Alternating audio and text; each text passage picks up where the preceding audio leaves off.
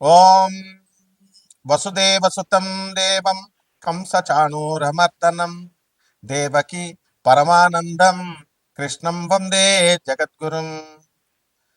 జగదేక వీరుడైనటువంటి అర్జునుడికి జగద్గురువైనటువంటి శ్రీకృష్ణ వారి పాదపద్మాలకు నమస్కారం చేస్తూ మనం ఈ రోజున శని శుక్రులు ఇద్దరూ కలిస్తే ఈ మీనరాశిలో 2025 సంవత్సరంలో ఏం జరుగుతుందో చూద్దాం. సాధారణంగా మనకి శుక్రుడు ఎవరో తెలుసా అండి? లూసిఫర్.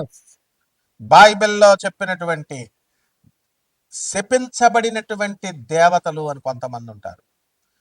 అలాగే హిందూ మత శాస్త్రంలో కూడా మనకి గ్రామ దేవతలు అని మనం చెప్పుకుంటాం కదా.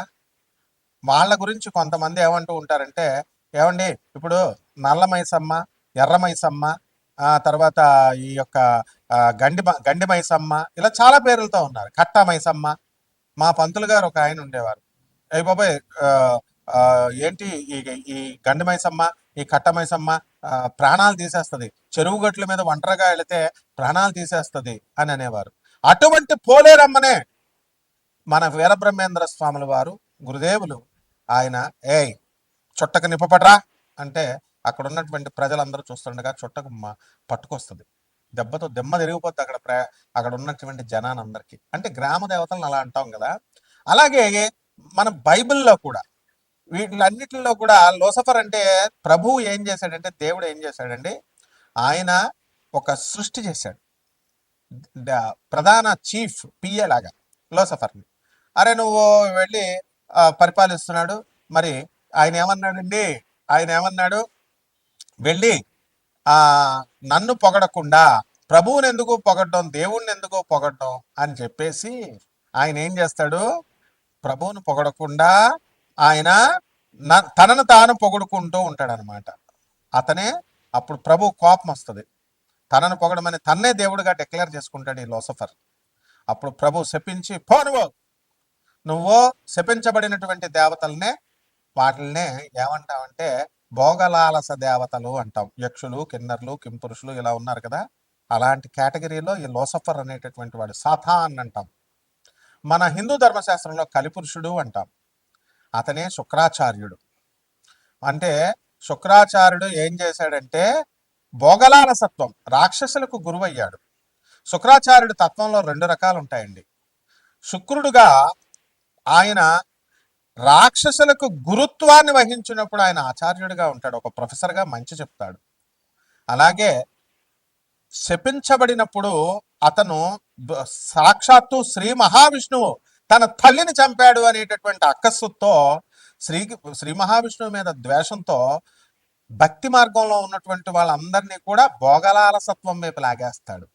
ఇల్లు విప్పిస్తాడు, మందు కొట్టిస్తాడు, ఇక రకరకాల పిల్లలు, ఇల్లు, గృహాలు, ఇలా రకరకాలుగా మనల్ని ఈ భూమి మీదే ఉండేటటువంటి సంపదలనిచ్చి ఇక్కడిక్కడే భ్రమింపజేస్తూ ఇక్కడే ఉంచేస్తాడు. ఆ శుక్ర మాయ నుంచి తప్పించుకున్నటువంటి వాడు రాధమ్మ తల్లే ఆయన మాయలో పడిపోతే సాక్షాత్తు శ్రీకృష్ణ పరమాత్మ రక్షిస్తాడు. ఆ రాధమ్మ తల్లి జాగృతమైన మరుక్షణం శుక్రాచార్యుడి యొక్క మాయను విచ్ఛిన్నం చేసింది. అంత పవర్ఫుల్ శుక్రాచార్యుడు. మరి ఇక శని ఎవరో తెలుసా అండి? అటానమస్ ప్లానెట్, స్వయం ప్రతిపత్తి కలిగినటువంటి ఒక అటానమస్ యూనివర్సిటీ లాంటిది. ఆయన బ్రహ్మ విష్ణు మహేశ్వరుల్ని ఎదిరించి పారేస్తాడు. విష్ణుమూర్తి ఈ శనీశ్వరుడి యొక్క కాలు విరగొట్టేస్తాడు. అలాగే మరి అహంకారపూరితుడై యుద్ధం చేసినప్పుడు, అంటే తాను ఎవరికి రిపోర్టింగ్ ఇవ్వాల్సినటువంటి అవసరం లేదు. ఇప్పుడు శనీశ్వరుడు మిమ్మల్ని కోటీశ్వరులు చేయాలన్నాడు అనుకోండి, చేసి పడేస్తాడు అంతే. విష్ణువుని కన్సల్ట్ చేయాలా, బ్రహ్మని కన్సల్ట్ చేయాలా, ఏమన్నా తొక్కి పడేయాలనుకోండి మిమ్మల్ని, సాక్షాత్తు శివుడు అడ్డొచ్చినా సరే తొక్కి పడేస్తాడు మిమ్మల్ని. ఎందుకంటే ఆయన శివస్వరూపం, శివుడి అవతారమే శనీశ్వరుడు. కాబట్టి ఈ యొక్క శనీశ్వరుడికి స్వయం ప్రతిపత్తి ఎలాగైతే ఉందో, రావణ బ్రహ్మ వాడంటే అందరికీ పాస్ పడిపోద్ది. మరి అటువంటి రావణాసురుడు నవగ్రహాలన్నింటినీ బంధించి ఈ గడుల్లో కూర్చోబెట్టి ఏ స్థానంలో అయితే శని ఉంటాడో ఆ స్థానంలో ఆయుర్దాయం, తన కొడుకు పుట్టబోయేటటువంటి ఇంద్రజిత్తుకి పూర్ణాయుర్దాయం, పూర్ణైశ్వర్యము, 10 మంది పెళ్ళాలు, ఈ రకంగా 10 కార్లు, ఇలా ఎవడైతే కోరుకుంటాడో ఆ విధంగా సకల సంపత్తిని ఇచ్చినప్పుడు ఏం జరిగిందో తెలుసా?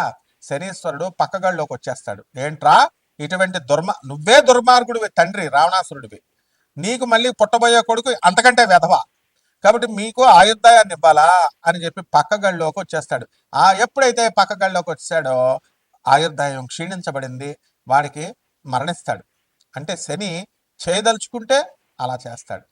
ఆ తర్వాత పీడించేటప్పుడు బ్రహ్మని, తర్వాత ఈ యొక్క ఎవరు మన శివుణ్ణి మర్రి చెట్లో పడుకోబెట్టేస్తాడు. బ్రహ్మదేవుణ్ణి అవమానింపజేస్తాడు ఒక్క లిప్తపాటు క్షణం పాటు.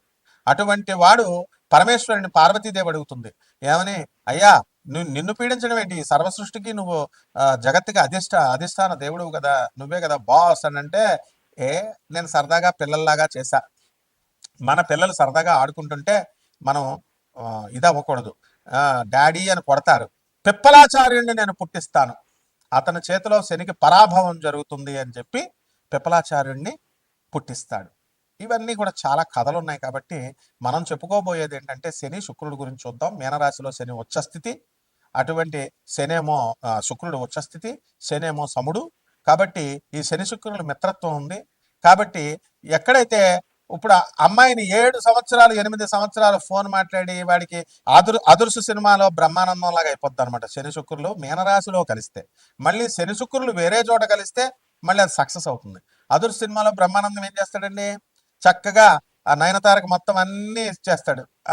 అన్ని నాకేస్తుంది గురువుగారు అని జూనియర్ ఎన్టీఆర్ అంటాడు, మిమ్మల్ని నాకేశారండి, బాగా వాడేశారండి అంటాడు. అంటే సోఫాలు ఇప్పిస్తాడు, సామాన్ ఇప్పిస్తాడు. అలా మనం జనం అంతా కూడా ఆడది ఫోన్ చేయగానే, ఆడది అడగగానే మొత్తం డబ్బులు ఇచ్చేస్తారు. మొత్తం మగవాడు పాపం ఎంత దుర్భర పరిస్థితిలో ఉన్న ₹1 ఇవ్వడానికి బాధపడతారు. అది ఈ శని శుక్రుల యొక్క కలయిక మీనరాశిలో. అంటే ఏంటంటే మీరందరూ మిమ్మల్ని అందరినీ లవర్స్ వదిలేస్తారు, అందులో డౌట్ లేదు.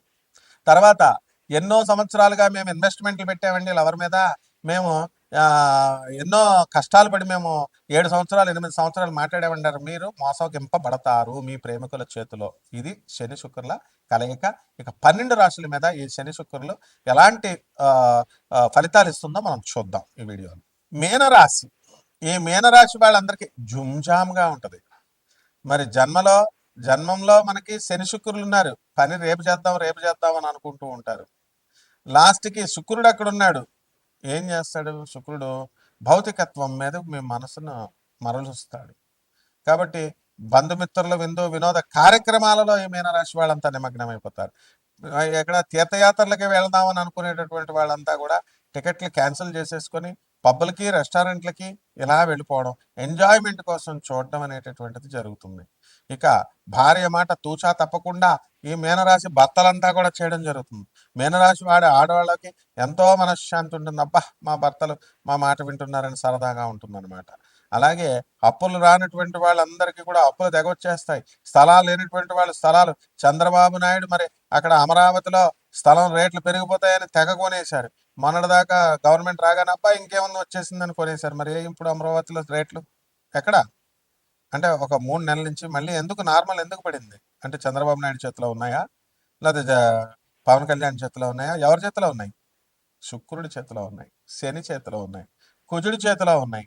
కాబట్టి ఈ యొక్క కుజుడు కాస్త నీచపట్టడం వల్ల మనకి రేట్లు అనేటటువంటివి పెరగడం లేదు, స్తంభించి ఉన్నాయి. ఆయన స్థలాలే డౌన్లో ఉన్నాయి. ఇంకా మీకేం చేస్తారండి? జగన్ అయినా, చంద్రబాబు నాయుడు అయినా, పవన్ కళ్యాణ్ అయినా ఏమన్నా చేయగలిగితే గ్రహాలు చేస్తాయి. కాబట్టి ఈ యొక్క మీనరాశి వాళ్ళకందరికీ వృత్తి వ్యాపార ఉద్యోగ విషయాల్లో తిరుగుండదు. మీకు జాబ్ సెక్యూరిటీ ఉంది, ఉద్యోగాలు ఎక్కడికి పోవు. అలాగే అర్ధాష్టమ గురుగ్రహ ప్రభావం వలన మీ పనులన్నీ కూడా 1కి 4 సార్లు చేసుకోవాల్సినటువంటి అవసరం ఉంది, ఒకేసారికి మీకు పూర్తి కాదు. అదేవిధంగా ఈ యొక్క కేతువు అనేటటువంటి సింహరాశిలో ఉండడం ద్వారా మరి మీరు అనుకున్నవన్నీ కూడా సాధించడానికి అవకాశాలు ఉన్నాయి. పిల్లల మనస్తత్వం అనేటటువంటిది మీకు విచిత్రంగా అనిపిస్తూ ఉంటుంది. మేము నెగిటివ్ ఎనర్జీని పట్టుకొని వాళ్ళంతా కూడా వాళ్ళు అడిగేటటువంటి సందేహాత్మకమైనటువంటి సమస్యలు, వాళ్ళు మీకు తీసుకొచ్చేటటువంటి సందేహాత్మకమైనటువంటి పనుల వల్ల మీరు సందిగ్ధంలో పడిపోవడానికి అవకాశాలు ఉంటాయి. రైతుల వ్యవసాయం అంత బాగుండదు, మరి నిద్ర పట్టదు. నిద్ర పట్టకుండా పాపం రైతులంతా కూడా అనేకమైనటువంటి పంటలు పండిస్తారు. అడవి ఏనుగులు, అడవి గుర్రాలు, అడవి దున్నపోతులు ఎలాగైతే ఏజెన్సీ ప్రాంతాల్లో వచ్చి చెడగొడతా ఉంటాయి, ఇక్కడ మనకి అడవి పందులు వచ్చి చెడగొడతాయి. అలాగే కమిషన్ ఏజెంట్స్ వాళ్ళు లాభాలు మీ లాభాలను కొట్టుకెళ్ళిపోతారు. ఇకపోతే రైతుల దగ్గరికి వచ్చేసరికి వాళ్ళ పిల్లలుని బాగా చదివించడానికి లోన్లు అనేటటువంటివి శాంక్షన్ అవుతాయి మీకు. మీకు మాత్రము మీరు చేసినటువంటి అప్పులు మాత్రం తీర్చలేకపోతారు. మీ భార్య సహకారంతో మీరు అనుకున్నవన్నీ కూడా సాధిస్తారు. అయితే మీకు సప్తమ స్థితిగతుడైనటువంటి కేతువు మే 18 వరకు మీ భార్య యొక్క ఆరోగ్యం విషయంలో మీరు ఆందోళన చెందుతారు. ఆ తర్వాత మీకు ఫారిన్ సంబంధమైనటువంటి వ్యవహారాల్లో గెలుపు వస్తుంది. మీరు పెళ్లి చేసుకోవాలనుకుంటే అమెరికన్ అమ్మాయి అయినా సరే, జర్మన్ అమ్మాయి అయినా సరే వచ్చేస్తుంది. ఆ తర్వాత మీది పల్లెటూరు అనుకోండి, పెళ్లి కూతురుని చూడడానికి మీ ఊర్లో జనమంతా మీ ఇంటి ముందు లైన్ కడతారనమాట. తెల్ల కోడలు వచ్చిందని. ఈ విధంగా మీకు ఈ ఫారిన్ రిలేషన్స్, ఫారిన్ ఎక్స్పోర్ట్స్, బిజినెస్లు ఇవన్నీ కూడా మీకు రావడం జరుగుతుంది. సాఫ్ట్వేర్ ఇంజనీర్లందరికీ కూడా మీరు చక్కగా జాబ్ సెక్యూరిటీ ఉంటుంది. ఈ విధంగా బిందు వినోద కార్యక్రమం శుక్రవారం ఈవినింగ్ రావడం ఆలస్యం. సాఫ్ట్వేర్ ఇంజనీర్ల ఫోన్ స్విచ్ ఆఫ్. రైల్వే ఉద్యోగస్తులు, సెంట్రల్ గవర్నమెంట్ ఉద్యోగస్తుల ఫోన్ స్విచ్ ఆఫ్. ఎందుకు? మీనరాశి వాళ్ళంతా కూడా పార్టీలు.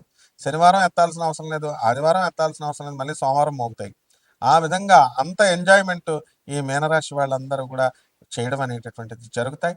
దీనికి పరిహారాలు కూడా ఉన్నాయి. మరి కొన్ని పనులు అవడం లేదు కాబట్టి ఆ పనులు ఏమిటంటే మీకు చక్కగా ఏలినాటి శని జరుగుతోంది కాబట్టి ఏలినాటి శని వల్ల మనశ్శాంతి ఉండదన్నమాట.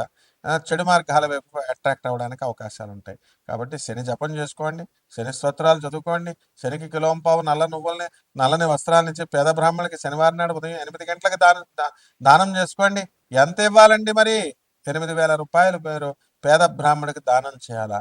మామూలుగా బాగా బలిసినటువంటి పంతులకు ఇస్తే వాళ్ళు ఇంకా కావాలని ఆశిస్తారు. 2 లక్షలు 3 లక్షలు ఇలా తీసుకునేటటువంటి వాళ్ళు. పాపం పేదవాళ్ళు ఎవరైతే ఉన్నారో అటువంటి వాళ్ళకి ఇవ్వడం ద్వారా మీకు ఆశీర్వాదం అనేటటువంటిది లభిస్తుంది. ఇలా చేయడం ద్వారా మీరంతా కూడా చంద్రగుప్త మౌర్యలాగా అయిపోతారనమాట. అలాగే రావి చెట్టు చుట్టూ ప్రదక్షిణాలు చేయండి, 108 ప్రదక్షిణాలు శనివారం నాడు. మరి ఈ విధంగా దత్తాత్రేయ స్వామి వారి యొక్క హోమాన్ని మేళల్లో జరిపించుకోండి. శ్రీ గురు చరిత్ర పారాయణ చేయండి. ఈ విధంగా చేసినట్లయితే బ్రహ్మాండంగా ఉంటుంది మీకు. ఈ సంవత్సరం అంతా కూడా శుభమస్తు.